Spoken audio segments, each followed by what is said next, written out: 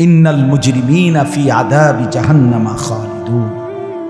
আল্লাহ তাআলা বলে, নিশ্চয়ই পাপীরা জাহান্নামের আযাবে চিরস্থায়ী থাকবে। ইন্নাল মুজরিমিনা ফি আযাবি জাহান্নামা খালিদুন। নিশ্চয়ই পাপীরা জাহান্নামের আযাবে চিরস্থায়ী থাকবে। কতদিন? কতদিন? এবার আল্লাহ আবার ব্যাখ্যা করে বলে, বান্দা বুঝেছো? লা ইউফাত্তারু আনহুম, এক সেকেন্ডের জন্য বিরতি দেওয়া হবে না। জাহান্নামী চিৎকার করে বলবে, মাওলা আমারে মৃত্যু দিয়ে দেন। আল্লাহ বলবে না। জাহান্নামী বলবে, আল্লাহ একটু সময়ের বিরতি দেন, 10টা মিনিটের বিরতি দেন মাওলা। 24 ঘন্টার আগুন, আমারে 10টা মিনিট একটু আলগা থাকতে দেন, আমি যে আর পারছি না মাওলা। এতটা ভীষণ আযাব আমি যে আর সইতে পারছি না মাওলা, আর পারছি না, আর পারছি না। লা ইউফাত্তারু আনহুম, আল্লাহ বলে এক সেকেন্ডের জন্য জাহান্নামের আযাব, আগুন বিরতি দেয়া হবে না। ফাতরা মানে কি নাই বিরতি। অহুম ফীহি মুবলিসুন। এরপরে আল্লাহ বলেন, জাহান্নামী এই দীর্ঘ 24 ঘন্টা অনন্তকাল আযাবের মধ্যে থাকবে। কেমনে থাকবে? মুবলিসুন, বিষণ্ণ হয়ে, উদাস মনে। কোনোদিন চেহারায় 1 সেকেন্ডের জন্য হাসি ফুটবে না, কোনোদিন আর সুখের নাগাল পাবে না। আজ তো বন্ধু রাত কেটে ভোর হয়, ভোর গিয়ে রাত হয়, অন্ধকার আলো হয়, আলো অন্ধকার হয়। যে হাসে সে কাঁদেও, যে কাঁদে আবার সে হাসেও, ঠিক না? কিন্তু রব্বুল আলামিন বলেন, ওয়াহুম ফীহি মুবলিসুন। জাহান্নামীর মন, জাহান্নামীর চেহারা বিষণ্ণ, উদাস, সব সময় হাসিবিহীন থাকবে, কোনো সেকেন্ড হাসতেই পারবে না। এবার আল্লাহ নিজে বলবেন, মলিন চেহারা দেখে জাহান্নামীকে, জাহান্নামীর চিৎকারে আল্লাহ নিজেই বলবেন, ওমা যালামনাহুম, জাহান্নামী নাফরমান, আমি কিন্তু তোর উপরে মোটেই জুলুম করি নাই। আমি রাতও দিয়েছি বান্দা, দিন দিয়েছি, আমি সুযোগ দিয়েছি, সময় দিয়েছি। 8টা বাজে এশার আজান হয়েছে, এখন বাজতেছে রাতের 11:30। তাইলে আমি কিন্তু হায়াত 3.5 ঘন্টা তো দিয়েছি। আর 4 এশার নামাজ পড়তে তো 3.5 ঘন্টা সময় লাগে না? লাগে। আমি তো ফজরের ওয়াক্ত আসার পরে ওয়াক্ত শেষ হওয়া পর্যন্ত প্রায় 1.5 ঘন্টা সময় দিছি। 4 রাকাত নামাজ পড়তে তো 1.5 ঘন্টা লাগে না? আমি তো জোহরের আজান হওয়ার পরে জোহরের ওয়াক্ত প্রায় 2.5 ঘন্টা, 2 ঘন্টা তো দিয়েছি। জোহরের নামাজ পড়তে তো বান্দা 2.5 ঘন্টা লাগতো না? হ্যাঁ। আসরের নামাজ 4 রাকাত নামাজ পড়তে তো 1.5 ঘন্টা লাগে না? তাহলে বলো না বান্দা, আমি কি কোনো জুলুম করেছি কিনা বলো? ওমা যালামনাহুম, আমি বান্দা নাফরমান, আমি কিন্তু তোমাদের উপরে, তাদের উপরে জুলুম করি নাই। ওয়ালাকিন কানু হুমুজ জালিমিন। আল্লাহ বলে, বরং নাফরমান জাহান্নামী, তুই নিজেই নিজের উপরে জুলুম করেছিস। তুই আমার রাতকে গান বাদ্য আর সিনেমার নর্তকীর নাচ গান আর উলঙ্গ ছবিতে শেষ করে দিয়েছিস। তুই আমার দিনকে গুনাহ, সুদ, ঘুষ আর অবৈধ উপার্জনের পিছনে শেষ করে দিয়েছিস। নিজেই জুলুম। এবার শুনেন, এবার আল্লাহ তাআলা বলে, জাহান্নামী, এবার শুনেন, আল্লাহ যখন এটা বলবে, জাহান্নামী এই ভীষণ আযাবে একটা বিরতি নাই। এবার জাহান্নামের ফেরেশতাকে ডাকবে। জাহান্নামের দায়িত্বে প্রধান যেই ফেরেশতা, ওনার নাম মালিক। ওনার নাম কি? মালিক ফেরেশতা। এই কোরআনে ওনার নাম ডাইরেক্ট এখানে আছে। জাহান্নামী বলবে ওয়ানা দাউ ইয়া মালিক লিয়াকদি আলাইনা রাব্বুক। ওহো, আল্লাহ বলে জাহান্নামীরা জাহান্নামের ফেরেশতা মালিককে ডাক দিবে, ইয়া মালিক, হে মালিক শোনো না, ফেরেশতা একটু শোনো না। লিয়াকদি আলাইনা রাব্বুক, ফেরেশতাকে বলবে, ফেরেশতা তোমার রব তোমার আল্লাহকে একটু বলো না এমন কষ্টের আযাব না দিয়ে আমারে চিরতরে একবারে শেষ করে দিতে, আমি যে আর পারছি না। লিয়াকদি আলাইনা রাব্বুক, বলো না ফেরেশতা, তোমার মাওলাকে বলো না, তোমার রবকে বলো না আমারে একদম শেষ করে দিতে, আমারে মৃত্যু দিয়ে দিতে, আমি যে আর পারছি না। কেমনে সইব এত গরম, কেমনে সইব এত আযাব। ফেরেশতা তখন বলবে ক্বালা ইন্নাকুম মাকিসুন,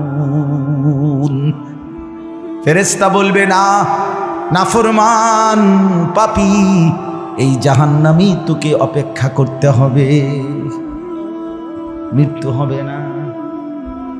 আল্লাহ বলবেন লাকাদ জিনাকুম বিল হক, আমি তো বান্দা সত্যের বাণী সঠিক বাণী বারবার তোমার কাছে নিয়ে এসেছিলাম। একবার বেলায়েতুল্লাহ বলছে, একবার আনিসুর রহমান বলছে, বারবার বারবার বারবার আমার কত বান্দা দিয়ে, কত ইমাম, কত খতিব, কত আলেম, কত বুজুর্গ দিয়ে আমি তো সত্যের বাণী কোরআনের বাণী এই জাহান্নামের কথা বারবার তোর কাছে বলাইছিলাম বান্দা। ওয়ালাকিন্না আকসারাকুম লিল হাক্কি কারিহুন, কিন্তু তোমরা তো অধিকাংশই আমার সত্যের আহ্বান, আমার কোরআনের আহ্বানকে অপছন্দ করেছ। পাত্তা দিছ এত বাদ দিস হুজুর নাই তান কইবই মাতিস তাই আসলে এমন ব্যর্থ লোক কথা বলে না। অনেক বুড়া মানুষও আছে, বুড়া মানুষ আর রাখো হুজুররা যত কয় এত না, কিছু কইতে লাগলে বাড়াইয়াও কয় বেটা হুজুররা বেটা, কথা বলেন না কেন? হ্যাঁ আরে রাখ, আল্লাহ ভরসা বেটা, আল্লাহ ভরসা কিতা, আল্লাহ ভরসা কিতা মানে আল্লাহ কি, আল্লাহ কি হিসেবে ভরসা আমি এটা বুঝাই। এখন আল্লাহ বলছে বান্দা তুমি বিড়ি খাইতে থাকো আমি ভরসা, হ্যাঁ এমনি আল্লাহ কইছে নাকি? তুমি টেলিভিশনে নাচ গান প্রত্যেক দিন বিকালে নর্তকী দেখো আমি ভরসা, এটা নিয়ে আল্লাহ কইছে। তো আপনি কিতা কইলেন কি আল্লাহ ভরসা কিতা, কি বুঝাইতে চাইলেন? হ্যাঁ আল্লাহ ভরসা মানে কি? মানে আপনি গুনার উপরে মৃত্যু পর্যন্ত টিকে থাকবেন আর আল্লাহ ভরসা, এটাই না? নবী সাল্লাল্লাহু আলাইহি সাল্লাম সুপারিশ করবেন মানে কি? নবীজি সুপারিশ করবেন এই কথার অর্থ কি?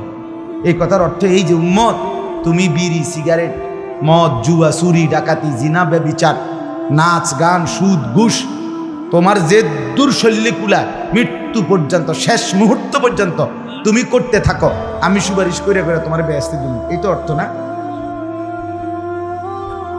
তো কি তা আপনি বলেন আমারে কি আসলে কি? আরে মুসলমান খুব বেশি খামখেয়ালি, খুব বেশি খামখেয়ালি। এবার দেখেন একটা শক্ত কথা আল্লাহ বলছে, আম আবরামু আমরান ফাইন্না মুবরিমুন। আল্লাহ বলে জালেমরা পাপীরা তোরা আমার আযাব থেকে বাঁচবার কোনো ব্যবস্থা করেছো কিনা তোমরা ঠিক করো। ফাইন্না মুবরিমুন, আমি তোমাগরে কেমনে ধরবো, শাস্তি দেব কি কি, এগুলো আমি আল্লাহ আমার গুলো ঠিক করে ফেলেছি। যে আবরামু আমরান, তারা কি কোনো ব্যবস্থা করেছে কিনা জিজ্ঞেস করেন। ফাইন্না মুবরিমুন, আমার ব্যবস্থা আমি করে রাখছি। বুঝেন নাই কথাটা? আল্লাহ বলেন আমার শাস্তি দেব কি কি, আমার আযাব দেব কি কি, আমি সব ঠিক করে রাখছি জাহান্নামে। তুমি বান্দা বাঁচবা কেমনে তোমারটা তুমি ঠিক করছো কিনা বলো। এবার শেষ আয়াত, আম ইয়াহসাবুনা আন্না লা নাসমাউ সিররাহুম ওয়া নাজওয়াহুম। আল্লাহ বলে নাফরমান পাপীরা, জালেমরা, দুশমনরা মনে করে আমি তাদের গোপন কথা, অন্ধকারের গোপন পরামর্শ, একেবারে চুপচাপ নিরিবিলি কথাগুলো আমি শুনতে পাই না। কেমন ইয়ারফোন লাগাই রাখছে না, মা কানের মধ্যে দুটা বল্টু লাগাইলে তার আল্লাহ শুনে না, কথা কয় না। হ্যাঁ, আল্লাহ জিজ্ঞেস করছে তুমি এই ভাবছো না, তুমি যে কানের মধ্যে গান শুনবার টাইমে ইয়ারফোনের বল্টু লাগাইয়া রাখো, তুমি মনে করছো না ফরমান মাইনসে না শুনে না, তো মাইনসে যখন শুনে না আমিও শুনি না নাকি? জবাব দেন, ওই যুবক বলো না মিয়া, মাটির নিচে কিংবা অন্ধকারে অথবা একাকী কোনো গোপন জায়গায় তুমি যেই অসভ্যতা করছো, যেই ভিন নারীর সাথে কথা বলছো, বন্ধুদের অসভ্য আড্ডা দিচ্ছ, তুমি মনে করছো গ্রামের কেউ দেখে না, গ্রামের কেউ জানে না। আল্লাহ বলে তাহলে তুমি কি এই ভেবেছো যে আমি আল্লাহও জানি না? বালা, হ্যাঁ, আল্লাহ বলেন আমি জানি, আমি শুনি, আমি দেখি। আর অরসুলুনা লাদাইহিম ইয়াকতুবুন, আমার পক্ষ থেকে মনোনীত ফেরেশতা ডান কাঁধে বাম কাঁধে, তারা কিন্তু সাথে সাথে 24 ঘন্টা ইয়াকতুবুন, লিখতেছে লিখতেছে লিখতেছে লিখতেছে কি না বলেন?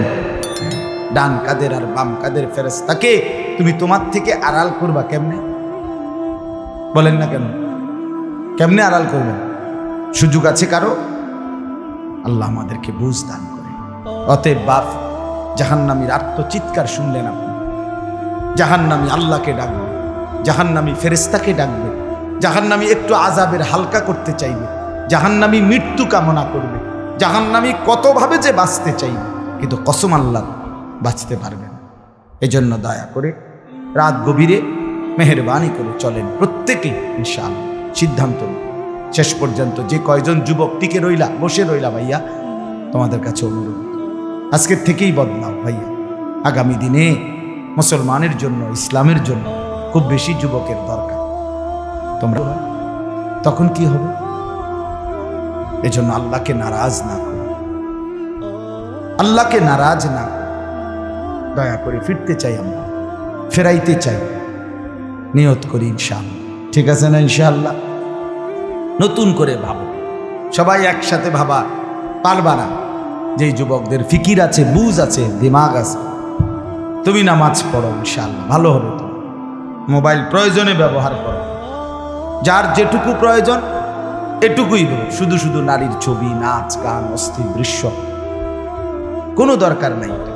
আর হিম্মত করে নামাজ, মরি বাসি, এত বেজ্জুতি কথা শোনার চাইতে, এত কষ্টের চাইতে, পরকালের অশান্তির চাইতে নামাজ পড়বো আমরা। দেখবেন ছেলেরা তোমরাও হিম্মত করে শুরু করলে 5 ওয়াক্ত নামাজ ওষুধের মতোই মনে করো না, বিষ ওষুধ, তিতা ওষুধের মতো। দেখবে একটা মাস যদি কেউ একটু জন্মা যে মরি বাসি নামাজ পড়মুই, কসম একসময় এটা মজাদার হয়ে যায়। সেজদা দিলে খুব মজা হয়, সেজদা দিলে বান্দা আল্লাহ পিঠে মাথায় আদর করে হাত বুলায় দেয়, খুব আদর করে আল্লাহ পাক খুশি, বান্দাকে কোলে তুলে নেয়, আদর করে। এই জন্য আমরা দয়া করে ইনশাআল্লাহ নামাজ পড়ি। পর্দার আড়ালের মা বোন যারা আছে, মা আপনি যদি বেপর্দা হন, আপনিও শেষ হইলেন, এলাকার ছেলেগুলোকেও নষ্ট করলেন। একজন বেপর্দা নারী শুধু নিজে গুনাহগার, সে অসংখ্য মানুষকে পাপে অংশগ্রহণ করায়। এই জন্য একজন বেপর্দা নারী সে সরাসরি জাহান্নামের ফেরিওয়ালা। সে কিসের ফেরিওয়ালা?